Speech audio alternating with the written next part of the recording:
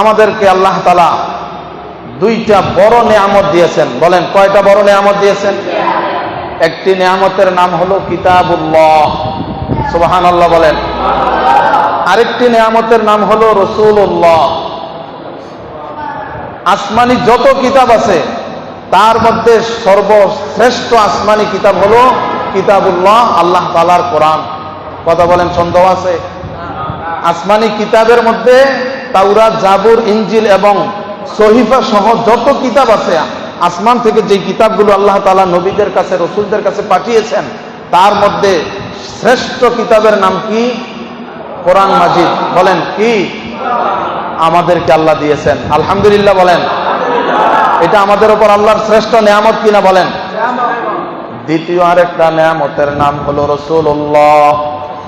সর্বশ্রেষ্ঠ রাসূল আমরা পেয়েছি, সর্বশ্রেষ্ঠ কিতাব আমরা পেয়েছি। এই জন্য কিতাবুল্লাহ, রাসূলুল্লাহ, কিতাবুল্লাহ সুন্নতে রাসূল, আল্লাহ রাসূলের সুন্নত মানে হাদিস, এই দুইটা জিনিসকে আমাদেরকে আঁকড়িয়ে ধরে রাখতে হবে, আর না হয় আমরা পথভ্রষ্ট হয়ে যাব। কার কথা? নবীজির কথা। বলেন কার কথা?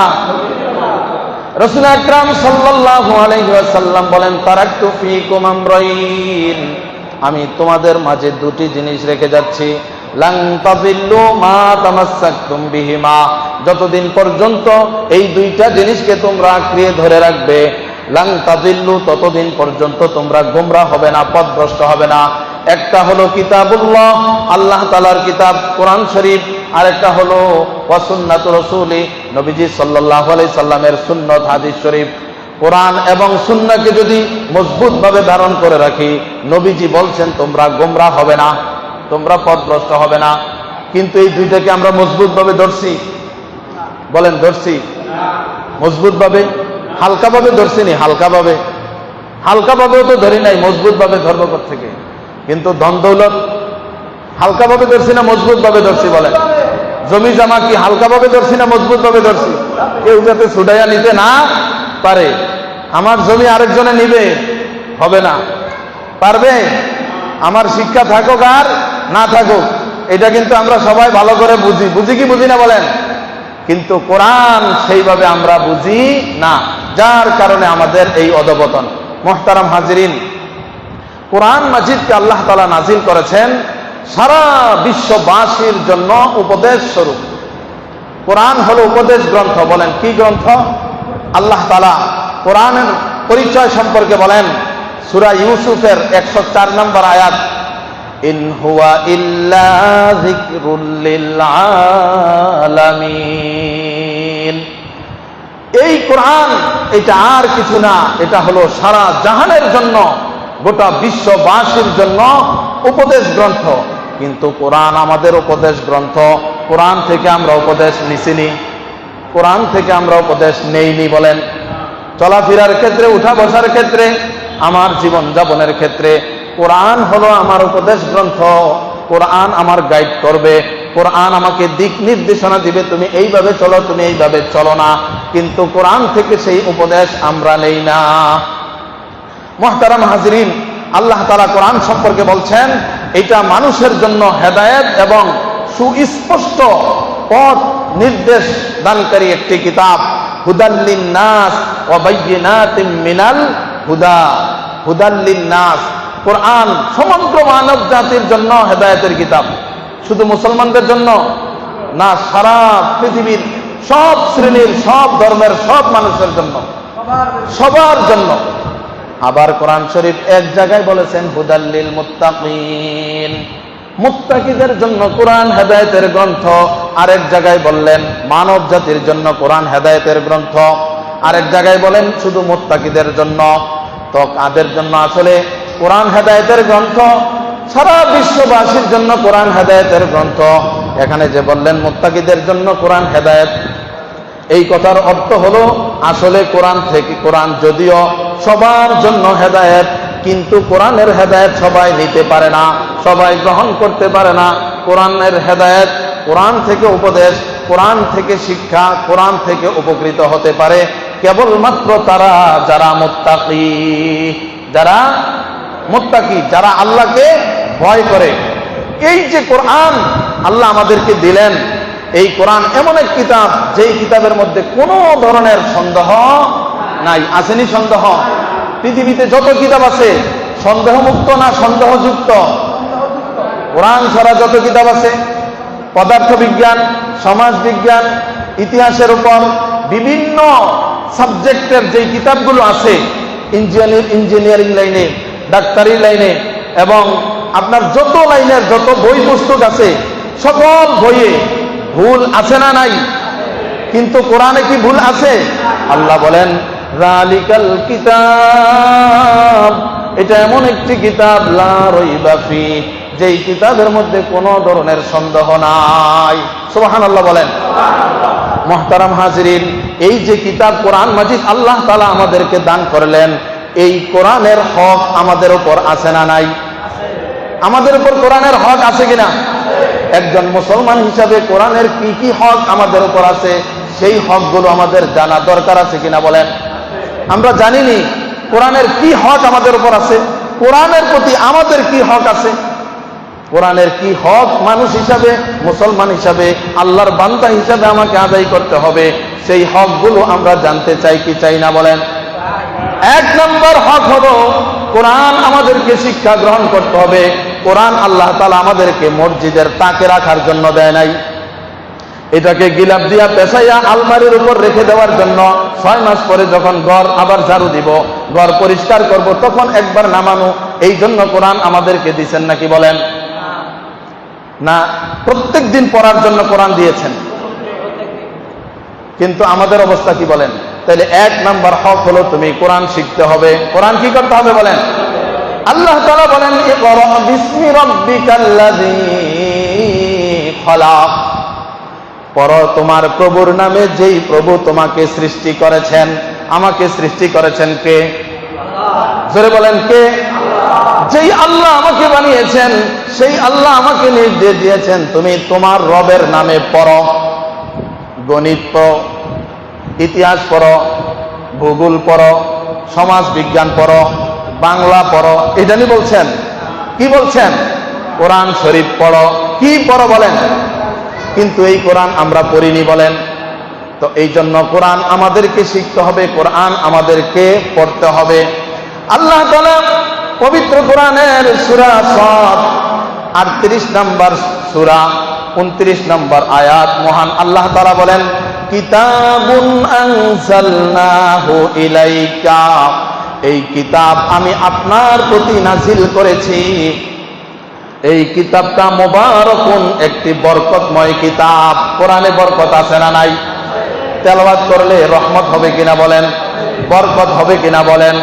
কোরআন পড়লে বরকত হবে কিনা বলেন? আল্লাহ বলেন মুবারাকুন, এই কোরআন হলো বরকতময় কিতাব। কেন দিয়েছি? কেন কোরআন দিয়েছি? লিয়াদাব্বারু আয়াতিহি, যেন কোরআনের আয়াতগুলো নিয়ে তোমরা গভীরভাবে চিন্তা ভাবনা করতে পারো। আল্লাহ বলেন কোরআন দিয়েছি লিয়াদাব্বারু, যেন কোরআন নিয়ে গবেষণা করতে পারো, কোরআন নিয়ে চিন্তা ফিকির করতে পারো। কোরআনের গবেষণা আমাদের সমাজে আসেনি বলেন? উত্তরপাড়া, দক্ষিণ পাড়া, মধ্যম পাড়া, পশ্চিম পাড়া সহ আশেপাশে এলাকাগুলোর জনসাধারণকে যদি জিজ্ঞাসা করা হয়, কোরআন তো তোমাকে গবেষণার জন্য দিয়েছেন, কোরআন তো আল্লাহ তোমাকে বুঝার জন্য দিয়েছেন, একটা ঘরে পাওয়া যাবে না যে সে গবেষণা করতেছে, বসতেছে, চেষ্টা করতেছে বলেন? তাইলে আমরা কোথায়? আল্লাহ কোরআন কেন দিয়েছেন আর আমরা কি করতেছি, এই বিষয়গুলো আমাদের বোঝা দরকার আছে কিনা বলেন? আল্লাহ বলেন ওয়ালিয়াতাযাক্কারু উলুল আলবাব, এবং এই কোরআন বুদ্ধিমানদের জন্য আমি দিয়েছি যেন তারা উপদেশ গ্রহণ করে। তাহলে কোরআন হলো উপদেশ গ্রহণ করার কিতাব, কোরআন হলো গবেষণার কিতাব, কোরআন হলো বুঝার জন্য আল্লাহ দিয়েছেন।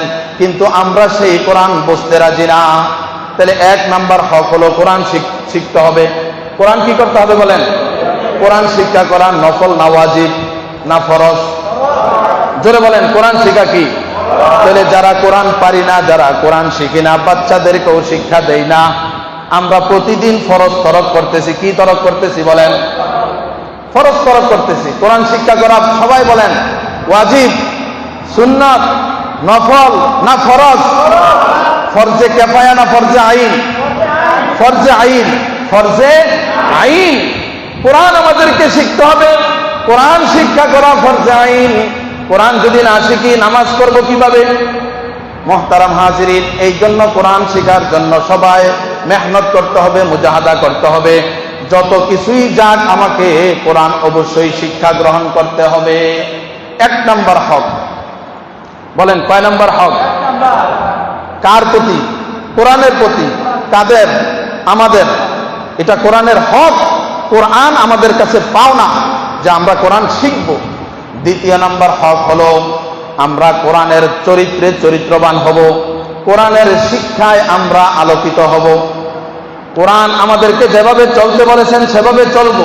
বলেন কোরআন আমাদেরকে যেভাবে চলতে বলেছেন সেভাবে, ব্যক্তিগত জীবনে, পারিবারিক জীবনে, সামাজিক জীবনে, রাষ্ট্রীয় জীবনে কাকে মানব? বলেন কোরআনকে মানব। কাকে মানব? বলেন ঘর সংসার কিভাবে পরিচালনা করব?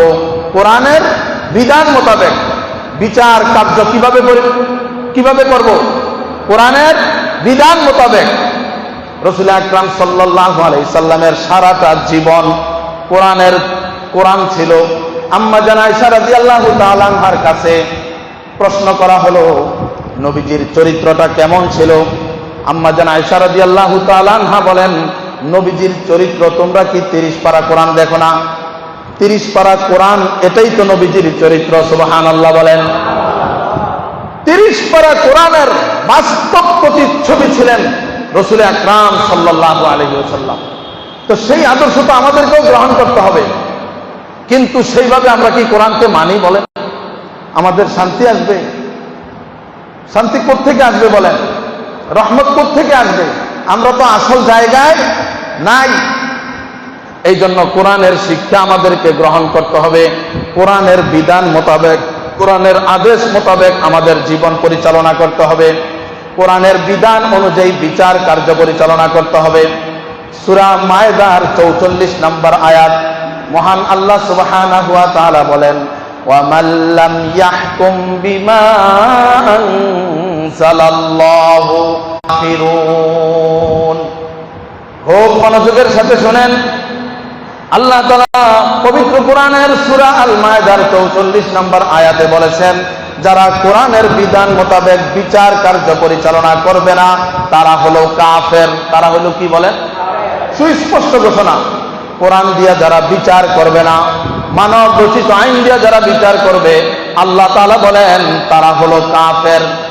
এরপরে 45 নম্বর আয়াতে আল্লাহ আবার বলেন, ওয়া মান লাম ইয়াহকুম বিমা আনজালাল্লাহ ফাউলাইকা হুমুজ যালিমুন। কোরআন দিয়া যারা বিচার করবে না তারা হলো জালেম। তারা হলো কি? বলেন প্রথম 45 নম্বর আয়াতে বললেন কাফের, এরপরের আয়াতে বলেন তারা জালেম। এরপরে আরেকটি আয়াত পরে 46 নম্বর আয়াতের পরের আয়াত 47 নম্বর আয়াতে আল্লাহ বলেন, ওয়া মান লাম ইয়াহকুম বিমা আনজালাল্লাহ ফাউলাইকা হুমুল ফাসিকুন। যারা কোরআন দিয়ে বিচার করবে না তারা হলো ফাসিক। তাহলে কোরআন দিয়ে বিচার না করলে, কোরআনের বিধান মোতাবেক না চললে ফাসিক, জালেম, কাফের। যদি কোনো ব্যক্তি ফাসিক হয়ে যায়, কোনো ব্যক্তি যদি জালেম হয়ে যায়, কোনো ব্যক্তি যদি কাফের হয়ে যায়, বলেন মরণের পরে তার কি অবস্থা হবে? কবরের জগৎটা কেমন হবে? ময়দানে মাহশরে তার সাথে আল্লাহ কি মুআমালা করবেন? এই জন্য কোরআনের বিধান মোতাবেক আমার জীবনকে গঠন করা আমাদের জন্য ফরজ। বলেন কি? ফরজ। 4 নম্বর হক হলো, 3টা হক বললাম। কয়টা হক বললাম? 1 নম্বর হক হলো কোরআন শিক্ষা করা ফরজ। 2 নম্বর হক হলো আমাদের জন্য কোরআনের চরিত্রে চরিত্রবান হওয়া, কোরআনের রঙে রঙিন হওয়া। এটা আমাদের উপর হক কোরআনের। 3 নম্বর হলো কোরআনের বিধান মোতাবেক জীবন পরিচালনা করা।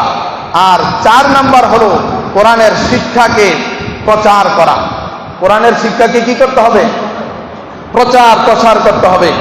আল্লাহ তাআলা তার হাবিব সাল্লাল্লাহু আলাইহি ওয়াসাল্লামকে বলেন সূরা আল মায়েদার 66 নম্বর আয়াত, ইয়া আইয়ুহার রাসূল বাল্লিগ মা উনজিলা ইলাইকা মির রাব্বিক ওয়া ইল্লাম তাফআল ফামা বাল্লাগতা রিসালাতা।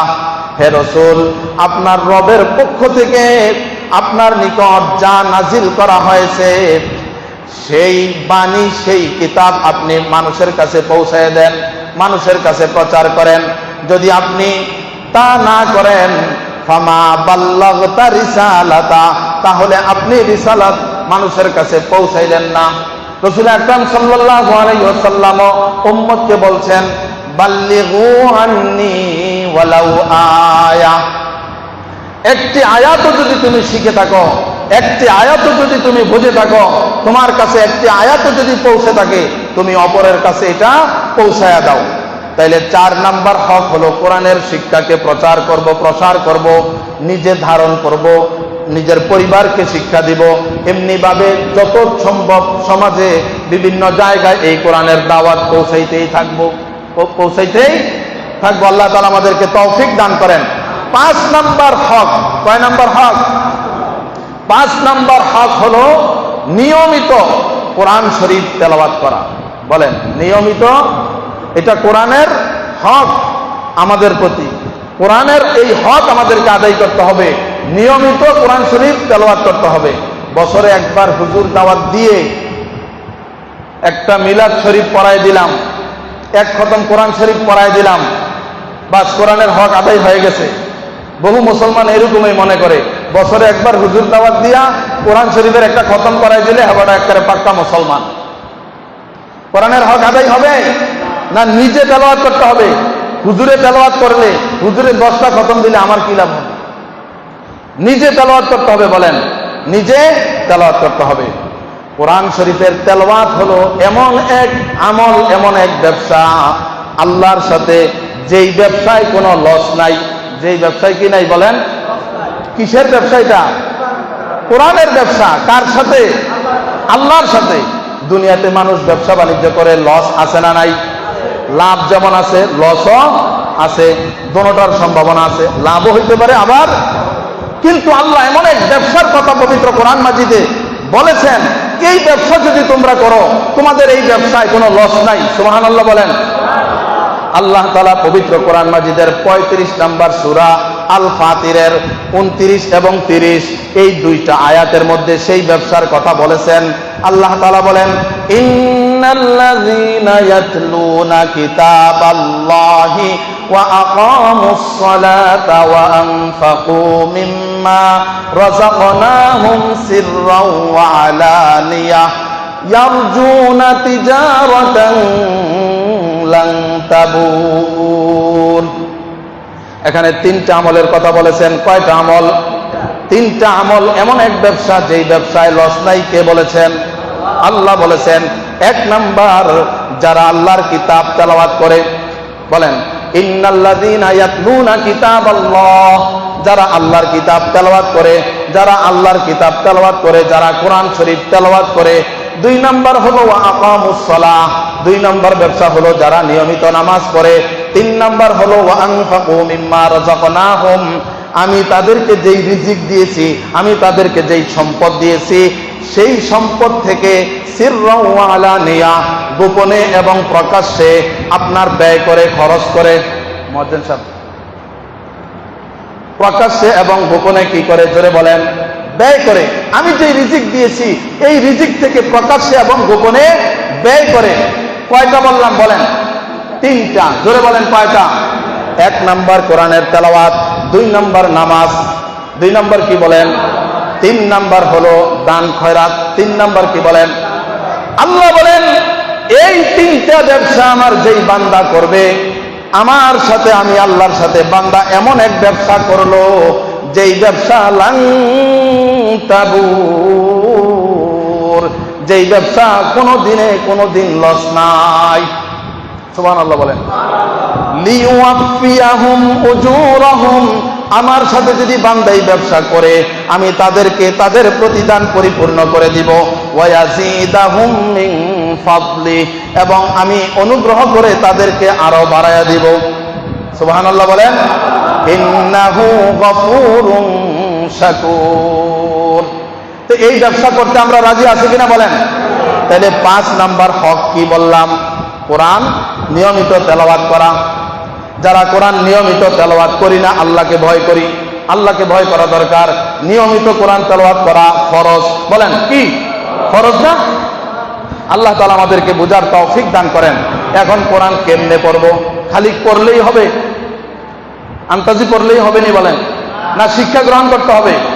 পবিত্র কোরআন মাজিদ আল্লাহ তাআলা বলেন সূরা মুজাম্মিলে, ওয়ারাত্তিলিল কুরআনা তারতিলা।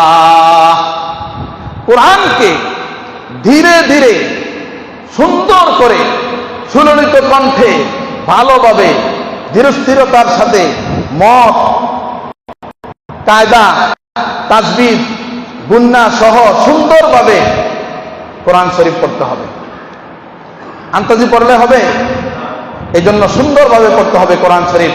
তার জন্য আমাদেরকে শিক্ষা গ্রহণ করতে হবে কোরআন। কোন একজন হাফেজের কাছে, কোন একজন আলেমের কাছে কোরআন শরীফ শিখবো।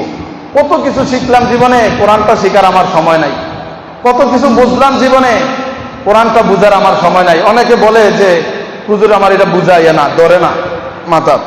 ওনার থেকে যদি আধা ঘন্টা জমি আরেকজনে নিতে যায়, নিতে পারবো না? কথা কন না কেন? উনি তো বোঝে না, এটা নিব কেমনে? নিতে পারতো না আরেকজনে? ওইটা আমরা ঠিকই ভালো করে বুঝি। এটা হলো আসলে আমাদের মনের দুর্বলতা। আমাদেরকে বুঝার জন্য চেষ্টা করতে হবে। কোরআন আল্লাহ তাআলা বলছেন এটা আমি সহজ করে নাযিল করেছি, তোমরা যদি বুঝতে চাও এটা সহজ। আল্লাহ তাআলা কোরআন শিক্ষা করার তৌফিক দান করেন। রাসূল আকরাম সাল্লাল্লাহু আলাইহি ওয়াসাল্লাম বলেন, হাসিনুল কুরআন বিআসওয়াতিকুম ফাইন্নাস সাওতাল হাসানা ইয়াজিদুল কুরআনা হুসনান।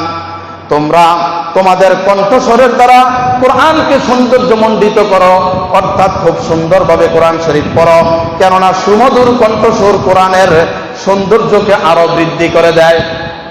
এই জন্য সুন্দরভাবে তেলাওয়াত করা, এটা আমরা চেষ্টা করব। আল্লাহ তাআলা আমাদের সবাইকে তৌফিক দান করেন। কোরআন তেলাওয়াত যদি করি আমাদের কি লাভ হবে? রাসূল আকরাম সাল্লাল্লাহু আলাইহি সাল্লাম বলেন, তুমি কোরআন পড়বে, প্রতি হরফে আল্লাহ তাআলা তোমাকে 10টি করে নেকি দান করবেন। কয়টি করে নেকি দান করবেন? তিরমিজি শরীফের 2910 নম্বর হাদিস, রাসূল আকরাম সাল্লাল্লাহু আলাইহি ওয়াসাল্লাম বলেন, মান ক্বারাআ হারফাম মিন কিতাবিল্লাহ, যে ব্যক্তি আল্লাহর কোরআন থেকে মাত্র একটি হরফ পড়বে, ফালাহু বিহি হাসানাতুন, আল্লাহ তাআলা তাকে একটি নেকি দিবেন। ওয়াল হাসানাতু বিআশরি আমসালিহা, আর একটি নেকি 10 গুণ পর্যন্ত আল্লাহ বৃদ্ধি করে দিবেন। একটি নেকি 10টি নেকির সমান হবে। নবীজি বলেন, লা আকুলু, আমি এই কথা বলি না, আলিফ লাম মিম হারফুন, আলিফ লাম মিম এটা একটা হরফ, এই কথা আমি বলি না। ওয়ালাকিন আলিফুন হারফুন ওয়া লামুন হারফুন ওয়া মিমুন হারফুন, আমি বলি আলিফ এখানে একটি হরফ, মিম এখানে একটি হরফ এবং লাম এখানে আরেকটি হরফ। অর্থাৎ কেউ যদি আলিফ লাম মিম এতটুকু পড়ে, আল্লাহ তাআলা তাকে সাথে সাথে 30টি নেকি লিখে দিবেন। রাসূল আকরাম সাল্লাল্লাহু আলাইহি ওয়াসাল্লাম বলেন, মান ক্বারাআল কুরআনা ওয়া আমিলা বিমা ফীহি উলবিসা ওয়ালিদাহু তাজান ইয়াউমাল কিয়ামাহ, যে ব্যক্তি কোরআন পড়বে এবং কোরআনের মতো আমল করবে, আল্লাহ তাআলা তার পিতামাতাকে কিয়ামতের ময়দানে এমন এক মুকুট পরিধান করায়া দিবেন, দাউহু আহসানু মিন দাউইশ শামস, যেই মুকুটের আলো সূর্যের আলোর চেয়ে আরো বেশি হবে। যে কোরআন পড়ে, কোরআনের উপর আমল করে, তাকে মুকুট দিবেন না, তার মা বাবাকে মুকুট দিবেন। সেই মুকুটের আলো হবে সূর্যের আলোর চেয়ে আরো বেশি। তো নবীজি বলেন, ফি বুয়ুতিকুমুদ দুনিয়া লাউ কানাত ফিকুম, এই মুকুট এটা যদি তোমাদের ঘরে চলে আসে তাহলে ঘরটা কেমন আলো হবে বলেন। এরপরে নবীজি বলেন, ফামা যন্নুকুম বিল্লাযী আমিলা বিহাদা, পড়নেওয়ালার মাতা পিতা যে নাকি তার পড়ালেখার ব্যবস্থা করেছে, যে নাকি তাকে জন্মদান করেছে, এই কারণে যদি তার এই মর্যাদা হয়, স্বয়ং যে কোরআন পড়বে আর কোরআনের উপর আমল করবে তার মর্যাদাটা কি হবে তোমরা একটু ভেবে দেখো। সুবহানাল্লাহ, কত নেকি হবে, কত সওয়াব হবে। এই জন্য মুহতারাম হাজিরিন, কোরআন তেলাওয়াত করা কোরআনের হক। বলেন, কোরআন তেলাওয়াত করা কোরআনের। কোরআন তেলাওয়াত করলে হাদিস শরীফের মধ্যে আসছে আল্লাহ তাআলা আমাদেরকে কোরআনকে সুপারিশ করার অধিকার দিবেন। কোরআন আমাদের জন্য সুপারিশ করবে। কোরআন আমাদের জন্য কি করবে বলেন? মুসলিম শরীফের হাদিস 804 নাম্বার, নবীজি সাল্লাল্লাহু আলাইহি ওয়াসাল্লাম বলেন, ইকরাউল কুরআন, তোমরা কোরআন পড়ো, ফাইন্নাহু ইয়াতি ইয়াউমাল কিয়ামাতি শাফিআ লিআসহাবিহি, কারণ কোরআন, যে কোরআন পড়ে তার জন্য কিয়ামতের ময়দানে কোরআন সুপারিশকারী হবে, শাফিআ হবে, সুপারিশকারী হবে। কথা বুঝে আসছে কিনা? তাহলে কোরআন আমাদের জন্য সুপারিশ করবে কিনা? করলে না না পড়লে? তেলাওয়াত করলে না তেলাওয়াত না করলে? তেলাওয়াত করার দরকার আছে কিনা বলেন? তাহলে প্রত্যেক দিন ফজরের পরে পহেলা কাজ হবে কোরআন শরীফ তেলাওয়াত করা। নিজেরা করব, বাচ্চাদেরকে বলবো তোমরাও কোরআন শরীফ তেলাওয়াত করতে হবে, কমপক্ষে আধা ঘন্টা, 15 মিনিট, 20 মিনিট। এরপরে দুনিয়ার কাজ, আগের পরিবেশ আবার ফিরাই আনতে হবে। কথা বলেন, তাইলেই শান্তি হবে। আগে অভাব ছিল কিন্তু শান্তি ছিল, এখন অভাব নাই কিন্তু শান্তি নাই। কিন্তু কি নাই বলেন? ঘরে টাকা পয়সার অভাব নাই, ধন দৌলতের অভাব নাই, কিন্তু ঘরে কি নাই? শান্তি নাই। শান্তি নাই কেন? কোরআনের তেলাওয়াত নাই। এই জন্য ঘরে ঘরে আমরা তেলাওয়াত করব, সন্তানদেরকেও কোরআন শরীফ তেলাওয়াত শিক্ষা দিব। আল্লাহ তাআলা তৌফিক দান করেন। কোরআন শিক্ষা না করার পরিণতি, এই যে কোরআনরে তাকে রাইখা দিলাম আর যে ধরলাম না, এটার পরিণতি। 1 নাম্বার পরিণতি শোনেন, যারা কোরআন পড়বে না, কোরআনের তেলাওয়াত শিখবে না, নবীজি বলেন, নবীজি তাদের বিরুদ্ধে কিয়ামতের ময়দানে অভিযোগ দায়ের করবেন। নাউজুবিল্লাহ বলেন। আচ্ছা, নবী যদি আমাদের বিরুদ্ধে অভিযোগ দেয়, পৃথিবীতে আর কারো বাপের ক্ষমতা আসেনি আমাদেরকে জান্নাতে নেওয়ার? কথা কয় না? আছে? নবী যদি আমাদের বিরুদ্ধে অভিযোগ দেয়, আমাদের কি উপায় থাকবে?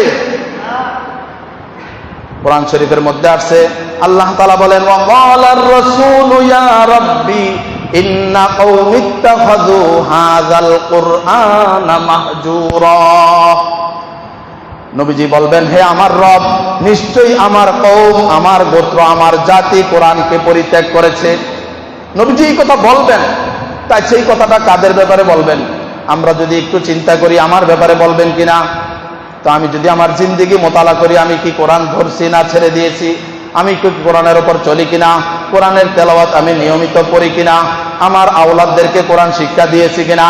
যদি আনসারটা ভালো হয় তো নবীজির অভিযোগ থেকে বাঁচতে পারবো। আর যদি নিজে নিজে চিন্তা করে দেখি এগুলোর কোনোটার সাথে আমি জড়িত নাই, তাহলে এই অভিযোগ আমার বিরুদ্ধে আসবে কিনা নিজেরা একটু চিন্তা করে দেখি। যদি নবীজি অভিযোগ দিয়েই দেন, আমাদের অবস্থাটা কি হবে? 2 নম্বর পরিণতি, কিয়ামতের দিবসে অন্ধ হয়ে, কি হয়ে বলেন? অন্ধ হয়ে কিয়ামতের ময়দানে উঠবে। আল্লাহ তাআলা পবিত্র কোরআন মাজিদের মধ্যে বলেন, পবিত্র কোরআন মাজিদের সূরা তাহার 124 এবং 126 নম্বর আয়াত, এই 3টি আয়াতে আল্লাহ বলেন 24, 25, 26, ওয়ামান আ'রাদা আন যিকরি ফাইন্নাহু লাহু মাঈশাতান যানকা। যারা কোরআন থেকে বিমুখ হয়ে যাবে, কোরআনকে ছেড়ে দিবে, আল্লাহ বলেন তাদের জীবন আমি সংকীর্ণ করে দিব। তাদের জীবনে শান্তি থাকবে না, তাদের জীবনে বরকত থাকবে না। কবরের জগতে তারা, কবরটা সংকীর্ণ হয়ে যাবে, কবরের মাটি তাদেরকে চাপ দিবে।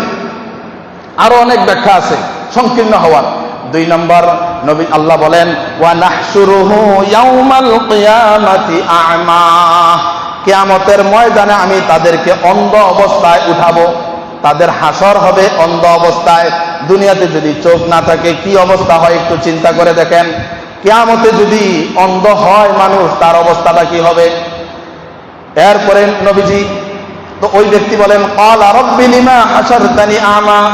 সে বলবে, হে আল্লাহ, হে আমার রব, আমাকে কেন অন্ধ করে এই হাশরের ময়দানে উঠাইলেন? ওয়াকাদ কুনতু বাসীরা, দুনিয়াতে যদি আমার চোখের খুব পাওয়ার ছিল, দুনিয়াতে আমি দেখতাম। ক্বালা কাযালিকা আতাতকা আয়াতুনা ফানাসিতাহা ওয়া কাযালিকাল ইয়াউমা তুনসা। তুমি যেভাবে দুনিয়াতে কোরআনকে ভুলে গিয়েছিলে, আজকে এইভাবে আমি তোমাকে ভুলে গিয়েছি। ঠিক আছে? আল্লাহ ভুলে যাইবেন কিয়ামতের ময়দানে আমাদের। বলবেন কি বলবেন না বলেন? তাকে বলবেন যে কোরআন ছেড়ে দিয়েছে। 3 নম্বর পরিণতি হলো কোরআনের হক আদায় না করলে, কোরআনের উপর না চললে, কোরআন শিক্ষা না করলে। 3 নম্বর হলো কিয়ামতের ময়দানে বধির হইয়া, বধির দেন্দা, শুনবে না কানে, এমন অবস্থায়, মুখ অবস্থায়, বোবা বোবা অবস্থায় আল্লাহ তাআলা উঠাইবেন। ওয়া নাহশুরুহুম ইয়াউমাল কিয়ামাতি আলা বুজুহিহিম উমিয়াও ওয়া বুকমাও ওয়া সুম্মা মাওয়াহুম জাহান্নাম, তাদের ঠিকানা হবে কোথায়? জাহান্নাম। এই জন্য কোরআন ছেড়ে না দেওয়া, কোরআনের উপর আমল করা। মুহতারাম হাজিরিন, কোরআন নিজে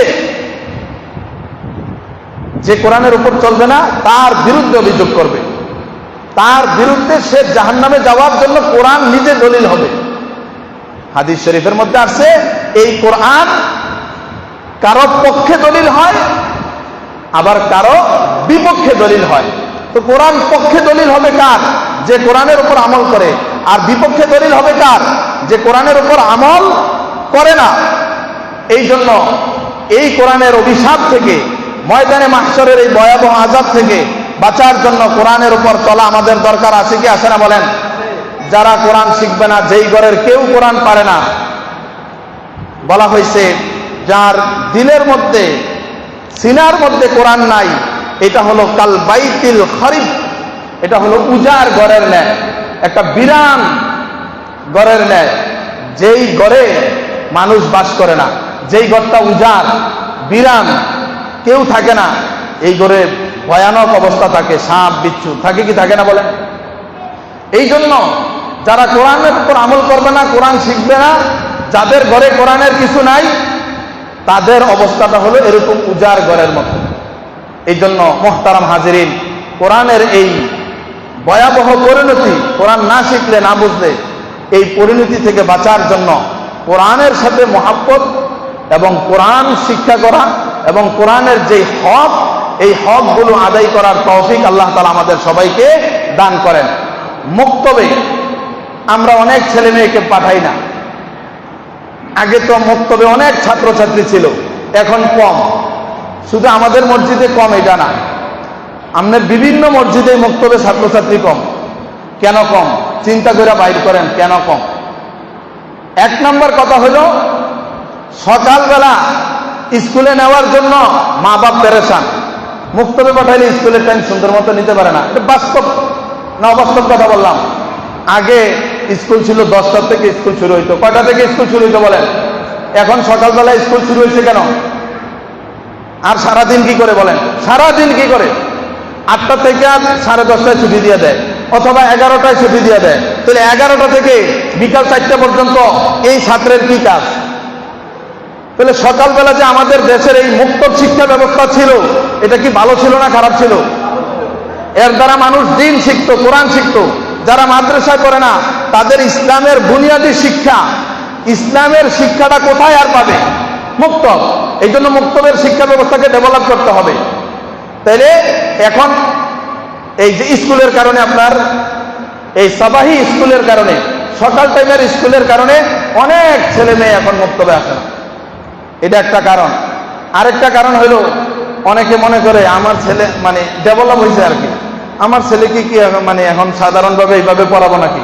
পার্সোনাল পড়াইবে, পার্সোনাল, আলাদা একজন হুজুর নিয়ে ওনারে একবারে খুব পার্সোনাল পড়াইতে হবে। কথা বুঝেন নাই? এই কারণে অনেকে দেয় না। টাকা পয়সা আছে তো পার্সোনাল পড়াইতে চায়, মানে একবার সবার সাথে পড়াইবে, এটা করে না। ভাই, এগুলো না করে প্রত্যেকটা মসজিদের মুক্তবের শিক্ষা ব্যবস্থাটাকে আমরা উন্নত করি। আল্লাহ তাআলা আমাদেরকে তৌফিক দান করেন।